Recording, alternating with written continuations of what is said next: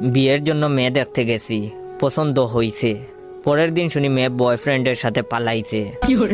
দ্বিতীয় মেয়ে দেখতে গেছি, গ্রামে ঢুকতে পারি নাই। মেয়ের বয়ফ্রেন্ড দল বল নিয়া কইল গাড়ি ঘুরাবি নাকি বাংমু। তৃতীয় মেয়ে দেখলাম, বিয়ে প্রায় কনফার্ম, কেনাকাটাও শেষ। বিয়ের আগের দিন মেয়ে ফোন দিয়া কইল বয়ফ্রেন্ডের লগে রাগারাগি করে বিয়েতে হা বলছি, এখন ঝগড়া মিটছে, আমাকে বিয়ে করলে করতে পারেন, তবে আমি চান্স পেলেই বাগবো। চতুর্থ মেয়ের সাথে প্রায় বিয়ে হয়েই গেছে, প্রথম কবুল বলে ফেলেছি। দ্বিতীয়টা বলার আগেই মেয়ের বয়ফ্রেন্ডের অতর্কিত হামলা, লাঠির বাড়ির চুটে গাল অমনেই হা হইয়া আছে, 3 হাত পা ভাঙছে, হাসপাতালে নেওয়ার কেউই ছিল না। পঞ্চম মেয়েকে দেখতে আমাকে হাসপাতালে রেখেই বাপ মা মেয়ে দেখতে গেছে।